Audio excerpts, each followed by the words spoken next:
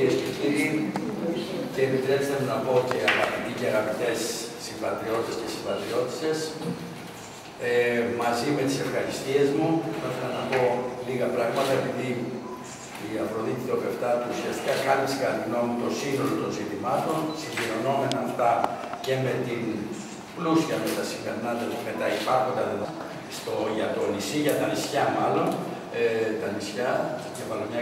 Καλύφθηκαν λέω και πάλι πολύ τα ζητήματα αυτά. Συνολικά εγώ θα πω λίγα πράγματα. Σημεία. Το πρώτο είναι ότι η μάχη είναι δύσκολη. Η μάχη είναι δύσκολη. Έχει πάλι κινητοποιηθεί όλο το κατεστημένο, όλη η παλιά κατάσταση. Βρίσκει εξαιτίας συγκεκριμένων λόγων και κάποιες στιγμές πρόσφορο έδαφος. Σίγουρα όμως έχει δραστηριοποιηθεί πάρα πολύ. Και προσπαθεί να κάνει μια παλινόρθωση. Η μάχη λοιπόν είναι πάρα πολύ δύσκολη. Στόχος δικός μας από την αρχή και σήμερα και τώρα και μέχρι το τέλος είναι να είμαστε πρώτοι, να κόψουμε όπως λέγεται πρώτη το νήμα, να είμαστε πρώτη δύναμη στις εκλογές της 20 Σεπτέμβρη, να έχουμε μια ισχυρότατη εκλογική καταγραφή παλεύοντας για την αυτοδυναμία και σε κάθε περίπτωση, αυτό που θέλω να σας διαβεβαιώσω, ότι δεν θα υπάρξουν με πρώτο το ΣΥΡΙΖΑ δεύτερες εκλογές, άλλη εκλογική μάχη, με σεβασμό, με βάση τα δεδομένα που θα προκύψουν και με σεβασμό στη λαϊκή κατηγορία, θα υπάρξει κυβέρνηση για να προχωρήσει τα πράγματα μπροστά με βασικό από τα πράγματα πρωταγωνιστή, κορμό, βασικό και κυρίαρχο το ρόλο του ΣΥΡΙΖΑ. Με βάση το και πάλι τη λαϊκή κατηγορία και φυσικά από μια τέτοια κυβέρνηση σε μια τέτοια κυβέρνηση δεν μπορεί να συνυπάρξει ο ΣΥΡΙΖΑ με τη Νέα Δημοκρατία. Το δεύτερο, είμαστε αισιόδοξοι, πιστεύουμε ότι θα τα καταφέρουμε γιατί έχουμε εμπιστοσύνη στον ελληνικό λαό. Ο ελληνικός λαός έχει γνώση, αλλά έχει και μνήμη, δεν έχει περάσει εξάλλου τόσο πολύ μεγάλο χρονικό διάστημα. Ξέρει ποιοι είναι αυτοί που διεκδικούν, να λέω και πάλι, την επιστροφή, την παλινόρθωση, τους έχει στο πετσί του όχι μόνο 40 ολόκληρα χρόνια, αλλά και τα τελευταία 5 χρόνια, με τα συγκεκριμένα αποτελέσματα που δεν χρειάζεται εδώ να σταθώ. Ιδιαίτερα ανεργίες, φτώχειες, καταστροφή του κοινωνικού κράτους όσο μπόρεσαν, μείωση των μισθών και των συντάξεων των ονομαστικών κλπ. Και από την εικόνα, μιλώντας και μόνο αυτή την αφορά θα κάνω στα τοπικά, μιλώντας και σήμερα από το πρωί που είμαι εδώ με κόσμο, ο δρόμος, καφενεία κλπ. Είδα αυτό το θετικό κλίμα, αυτή την άρνηση επιστροφής στο παλιό και απόφαση παρά τις επιφυλάξεις, παρά τις ενστάσεις, παρά τις εύλογες σε έναν βαθμό αντιρρήσεις ή ερωτηματικά, την απόφασή του να βάλει ένα φραγμό, να πει ένα όχι ξανά στην επιστροφή του παλιού, αυτού παλιού που ιδιαίτερα στην μονοετρική της Κεφαλονιάς θα έλεγα, είναι πολύ ορατό το παλιό κατεστημένο. Είναι πολύ ορατό. Έχετε και μάλιστα και τοπικές εκφράσεις που το χαρακτηρίζετε. Αυτό το κατεστημένο, το λέω κομψά, που έδωσε μάχες μέχρι την τελευταία στιγμή να μην υπάρξουν λύσεις πρόσφορες. Έκανε μια ανοίξη η Θεοπευτάτου, η Αφροδίτη, και ξέρει επομένως ο κόσμος τι πρέπει να αποφύγει, πού πρέπει να κινηθεί. Και θα έλεγα και μια συζήτηση που είχα σύντομη με τον Περιφερειάρχη και συμπατριώτη μας, τον Θόδωρο του Γαλιατσάτο, μου επιβεβαίωσε ορισμένες από τις εκτιμήσεις μου αυτές, από τις εκτιμήσεις μας αυτές. Το τρίτο ζήτημα είναι, το οποίο νομίζω δεν μπορεί να μας διαφεύγει, είναι ότι εμείς δεν αντιμετωπίσαμε, αναλαμβάνοντας την κυβέρνηση, τις συνήθεις καταστάσεις και τις συνήθεις δυσκολίες. Αυτό είναι πάρα πολύ βασικό, είναι η αφετηρία για όλα τα άλλα. Οι δανειστές, σε συνεργασία με τον τόπιο, τους εγχώριους υποστηρικτές τους και αντίπαλους μας, επειδή βλέπουμε ότι τα πράγματα πηγαίνανε προς μια κυβέρνηση ΣΥΡΙΖΑ, μια κυβέρνηση κοινωνικής σωτηρίας, είχαν ένα συγκεκριμένο σχέδιο, αυτό που ονομάστηκε να είναι η κυβέρνηση κοινωνικής σωτηρίας μια παρένθεση, μια αριστερή παρένθεση. Αυτό το επιδιώξαν από την πρώτη μέρα που αναλάβαμε την κυβέρνηση. Στην αρχή με την προσπάθεια για οικονομική ασφυξία. Θα θυμάστε ότι δεν μας δώσανε ούτε €1 όλο το διάστημα που είμαστε κυβέρνηση, ούτε καν τους προηγούμενους μήνες, μέχρι που παραδώσαμε ούτε €1, από υποχρεώσεις τους, από πράγματα που έπρεπε να μας είχαν δώσει, θεωρώντας θα πηγαίναμε να πάθουμε ασφυξία οικονομική. Χάρη σε υπεράνθρωπες προσπάθειες της κυβέρνησης, στην κυριολεξία ξύσαμε τον πάτο, καταφέραμε να είμαστε εντάξει με χρεώσεις μας, να μην πάμε σε οικονομική ασφυξία. Οπότε μπήκε το δεύτερο σχέδιο, αφού δεν μπορέσαν να μας πνίξουν να πάθουμε ασφυξία οικονομική, το δεύτερο ήταν το δίλημμα που εμφάνισαν όπως εμφάνισαν.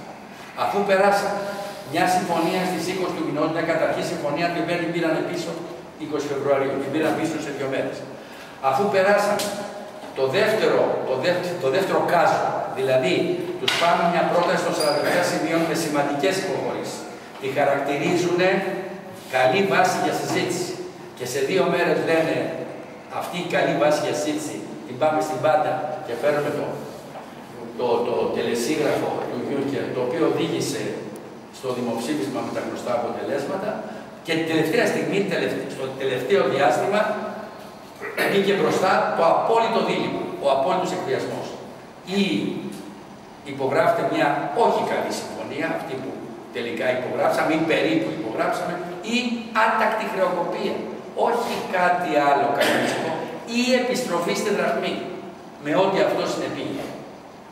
Εμείς, ένα κόμμα που από την αρχή είχαμε επιλογή παραμονή της χώρας μας στο ευρώ, εμείς που θεωρούμε ότι η επιστροφή στη δραχμή και με την άτακτη χρεοκοπία θα σήμαινε την απόλυτη καταστροφή της χώρας, δεν είχαμε ούτε δικαίωμα, ούτε θέληση φυσικά άποψη, να οδηγήσουμε τη χώρα στην καταστροφή και να έχουν να μας λένε άλλα 20 χρόνια στη συνέχεια. Κάναμε τη δύσκολη επιλογή που μας κράτησε όρθιους, την επιλογή της τακτικής υποχώρησης. Κάναμε υποχώρηση, κάναμε σαφώς σημαντική υποχώρηση και υπογράψαμε με αυτά τα αρνητικά, θα πω 2 λόγια μετά, τη συγκεκριμένη συμφωνία, αντί να πάμε στην άτακτη χρεοκοπία και ό,τι αυτό θα σήμαινε, διότι εμείς δεν είμαστε υπέρ της επιστροφής στην δραχμή, που για μας σημαίνει μια απόλυτη φτώχεια. Απόλυτη φτώχεια, κίνδυνη γεωπολιτική κλπ. Επομένως, πάμε σε εκλογές, αναφέρθηκε η Αφροδίτη σε διάφορες πλευρές αυτής της μάχης. Το διακύβευμα είναι Τσίπρας ή Μεϊμαράκης, όχι σε επίπεδο προσώπων, αλλά σε επίπεδο 2 πολιτικών αλληλοαποκλειόμενοι μία από την άλλη. Και το θέμα είναι ποιον μπορεί να εμπιστευτεί ο ελληνικός λαός, δηλαδή πώς μπορεί να υλοποιηθεί με τον καλύτερο για το λαό και την πατρίδα μας τρόπο να υλοποιηθούν οι δεσμεύσεις που όντως έχουμε από την πλευρά της συμφωνίας, αλλά και ταυτόχρονα πώς μπορεί να αξιοποιηθούν τα θετικά που περιλαμβάνονται ορισμένα στη συμφωνία ή από την άλλη πλευρά να υλοποιηθούν πολιτικές και δράσεις οι οποίες δεν έχουν σχέση με τις δεσμεύσεις και μπορεί οποιαδήποτε κυβέρνηση να τις υλοποιήσει ή να βοηθήσει τους εργαζόμενους στον ιδιωτικό τομέα. Ποιος μπορεί να εμποδίσει τις νέες απολύσεις στο δημόσιο, δεν είναι τυχαίο, δεν του ξέφυγε, του Μεϊμαράκη που είπε ότι αυτοί οι άχρηστοι που ξαναπροσλάβατε, παραμονές εκλογών, σκεφτείτε πολιτικό κινησμό, οι άχρηστοι προσλάβατε, έτσι, οι άχρηστοι, όχι άχρηστοι προσλάβατε, ή ποιος μπορεί να βάλει στοιχειώδη φραγμό στα μεγάλα συμφέροντα. Ο εκπρόσωπος της Νέας Δημοκρατίας, η συμπατριώτησά μας, η κυρία Βούλτεψη, πήγε στη συνάντηση της Διακομματικής Επιτροπής και απέτησε για λογαριασμό των καταναλωτών το ελληνικό δημόσιο σήμερα με τις δυσκολίες που περνάει να καταβάλει 6 εκατομμύρια στα φτωχαδάκια στους καναλάρχες για να κάνουν τη συνταγματική τους υποχρέωση να υλοποιήσουν για την προσβολή της προεκλογικής εκστρατείας. Λέω μερικά δείγματα γεγονότων, όχι εκτιμήσεις. Τι πρόκειται να κάνουν αν τυχόν ο ελληνικός λαός τους έδωσε την εμπιστοσύνη. Γιατί ξέρουμε τι κάνανε και τι υπέστη ο ελληνικός λαός, ότι πάλι τα 40 χρόνια, τα 5 τελευταία, μέχρι τελευταία στιγμή που παρέδωσαν την κυβέρνηση. Επομένως, εμείς σε σχέση με αυτή τη στιγμή έχουμε 2 μέτρα, αλληλοδιαπλεκόμενα. Στη Νέα Συμφωνία έχουμε αρνητικές πλευρές, αρνητικές δεσμεύσεις. Αυτές θα προσπαθήσουμε να τις υλοποιήσουμε όσο γίνεται με μεγαλύτερη λίανση, όσο γίνεται μεταθέτοντας, όσο γίνεται εφαρμόζοντας ισοδύναμα, αντισταθμιστικά μέτρα και όχι οριζόντιες εφαρμογές. Όσο μας παίρνει, όσο μπορούμε, και η ιστορία των ιδιωτικών εκπαιδευτηρίων και της παράτασης έδειξε ότι υπάρχουν αρκεί να έχεις την πολιτική βούληση. να λιάνεις. Εμείς δεν λέμε ότι δεν είναι αρνητικές οι επιπτώσεις αυτές οι δεσμεύσεις, προς Θεού δεν πετάμε στα σύννεφα, αλλά μπορούμε να έχουμε και κάποιες τέτοιες λιάνσεις, λέω και πάλι, και σε ορατό ορίζοντα να αρχίσουμε να βλέπουμε μια αποφόρτιση από τα αρνητικά, γιατί πρέπει να αξιοποιήσουμε, είμαστε οι μόνοι που μπορούμε να αξιοποιήσουμε τα θετικά. Δηλαδή, η ιστορία του χρέους δεν είναι ένα δευτερεύον ζήτημα. Γιατί μας λένε ότι και εμάς μας είπαν για το χρέος. Τους είπανε το 11, το 12 και μέχρι το 15 δεν έχει ιδέα τιμό. Φούματα. Εμείς έχουμε τον Οκτώβριο, μετά την πρώτη αξιολόγηση, τον Οκτώβριο ξεκινάει η συζήτηση για την ελάφρυνση του χρέους και πλέον δεν συζητάει κανείς στην Ευρώπη, στην πλευρά των δανειστών εννοώ, εάν θα υπάρξει ελάφρυνση, αλλά πόση και πόση. Αυτό είναι τεράστιο ζήτημα, διότι χωρίς την αντιμετώπιση του χρέους, και σωστά η Ευρώπη θύμισε, ποιος θα κάνει αυτή τη συζήτηση? Αυτοί οι οποίοι θεωρούσαν το χρέος βιώσιμο. Είναι τεράστια σημασία με τέτοιο χρέος που έχουμε όλα αυτά τα χρόνια, δεν μπορεί να υπάρξει φυσιολογικοποίηση της οικονομικής ζωής. Και το δεύτερο είναι η αξιοποίηση των επενδυτικών δυνατοτήτων.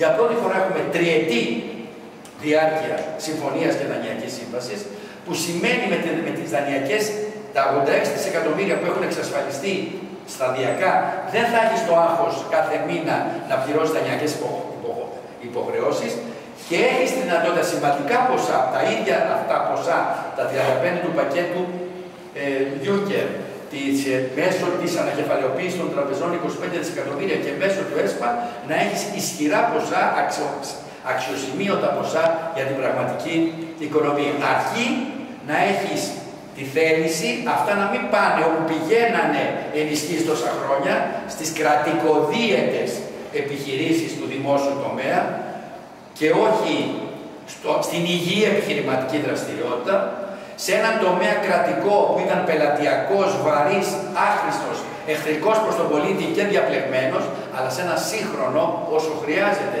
δημόσιος τομέας και φιλικό προς τον πολίτη. Και φυσικά, λέω και πάλι, το δεύτερο σκέλος της προσπάθειάς μας είναι δράσεις που δεν αφορούν τη συμφωνία και αναφέρομαι ιδιαίτερα σε δύο, δεν θα πω περισσότερες, στο ζήτημα της δημόσιας διοίκησης του κράτους και στο ζήτημα της διαφθοράς και της διαπλοκής. Ποιος θα χτυπήσει τη διαφθορά και τη διαπλοκή, που είναι τεράστιο ζήτημα και αν θέλετε, εδώ είναι οι αντιφάσεις και η Ευρώπη ενδιαφέρεται για το ζήτημα της διαφθοράς και της διαπλοκής. Αυτοί που είναι χωμένοι όλα αυτά τα χρόνια στη διαφθορά και της διαπλοκής, δεν θα μιλήσω για εκτός, για άλλες περιοχές. Σκεφτείτε την πατρίδα, εδώ την πατρίδα σας, τον τόπο των συγκεκριμένων, για να μιλήσουμε για διαφθορά και διαπλοκή. Και τα γενικότερα. Siemens, θαλασσοδάνεια, ΑΤΕ κλπ. Και φοροδιαφυγή τεράστια κλπ. Και επειδή υπάρχει εδώ μια αμφιλολογία ότι εμείς είμαστε κρατιστές και αυτή είναι υπέρ της ιδιωτικής πρωτοβουλίας, αυτό να το ξεκαθαρίσουμε. Εμείς δεν είμαστε κρατιστές. Εμείς είμαστε υπέρ ενός σύγχρονου δημόσιου τομέα, όχι αυτού του κράτους που δημιουργήσαν. Αυτοί είναι κρατιστές, κακού τύπου μάλιστα. Δημιουργήσαν ένα χρήσιμο για τους λίγους, το οποίο κράτος ήταν διεφθαρμένο, διαπλεγμένο, που είχε μηχανισμούς που εμπόδιζαν την υγιή επιχειρηματική δραστηριότητα, εξυπηρετώντας τους εισαγωγείς και τους έχουν ακόμα τους μηχανισμούς, τους εισαγωγείς και τις πολυεθνικές. Τέτοια ανακαλύψαν τα πράγματα. Να εμποδίζεται η ιδιωτική επιχειρηματική δραστηριότητα, μια υγιής επιχειρηματική. Αυτό το κράτος τους το χαρίζουμε και ποιοι είναι υπέρ του ιδιωτικού τομέα. Τους μένει υπαλλήλους του ιδιωτικού τομέα, τους ρημάξει. Συνθήκες γαλέρας δουλεύουν στον ιδιωτικό τομέα. Την δε υγιή επιχειρηματική δραστηριότητα επίσης την δυσκολεύουν. Με μια δημόσια διοίκηση που και για αυτούς είναι εθνική, τα λοιπά. Εμείς θέλουμε την υγιή επιχειρηματική δραστηριότητα, δεν θέλουμε την κρατικοδίαιτη. Προμήθειες, έργα, χωρίς συμβάσεις, χωρίς διαφάνεια, με συμφωνίες κάτω από το τραπέζι. Αυτό είναι το θέμα. Λοιπόν, και τέλος, ένα πράγμα, να μιλήσουμε και στη συνέχεια.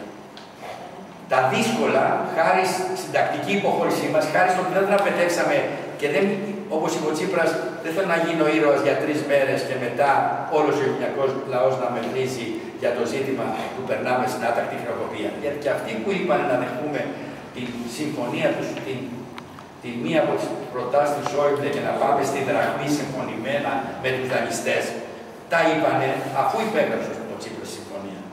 Δεν θέλω να ανοίξω μέτωπο από εκεί. Μετά την συμφωνία και βγήκανε οι υπερασπιστές της δραχμής κλπ. Εκ του ασφαλούς, κατά τη γνώμη. Λοιπόν, λέω λοιπόν ότι εμείς τα δύσκολα λοιπόν κατά τη γνώμη μας είναι πίσω. Δεν λέω ότι δεν θα έχουμε μπροστά μας πολλές δυσκολίες και γι' αυτό χρειάζεται μια κυβέρνηση όπως την περιέγραψα στην αρχή. Θα μπορέσει τα 3 επόμενα χρόνια της Δανειακής Σύμβασης και της Συμφωνίας να διαχειριστεί την υπόθεση με τον καλύτερο δυνατό τρόπο. Να μην πάμε πίσω, να προχωρήσουμε μπροστά μαζί με το λαό. Και όταν λέω μαζί με το λαό, εμείς ήρθαμε για να ενώσουμε το λαό. Νομίζω η πολιτική μας όλο αυτό το διάστημα, και έχει και συγκεκριμένο αντίκρισμα αυτό, δεν ήταν να χωρίσουμε τους δεξιούς, τους κεντρώους με τους αριστερούς. Για μας ο κόσμος είναι ο ίδιος. Ας θέλετε και τα δείγματα που δώσαμε στη δημόσια διοίκηση, μέχρι υπερβολής ήταν σε αυτήν την κατεύθυνση. Μέχρι υπερβολής, χώρια που εκατοντάδες χιλιάδες κόσμος, προερχόμενοι από όλες τις παρατάξεις, από όλες τις προελεύσεις, γιατί μας δεν μας ενδιαφέρει αν ο παππούς του ενός ήταν εδώ το 50 και το άλλο ήταν στην άλλη μπάντα το 50, μας ενδιαφέρει τα σημερινά διακυβεύματα, οι σημερινές διαιρέσεις που υπάρχουν, να είναι ενάντια στον φιλελευθερισμό, ενάντια στην καταστροφή του κοινωνικού κράτους, υπέρ της δημοκρατίας, ενάντια στον αυταρχισμό κλπ. Αυτά μας ενδιαφέρουν και σε αυτήν την κατεύθυνση καλούμε όλο τον ελληνικό λαό, όλους τους Έλληνες και τις Ελληνίδες να στηρίξουν αυτή την προσπάθεια.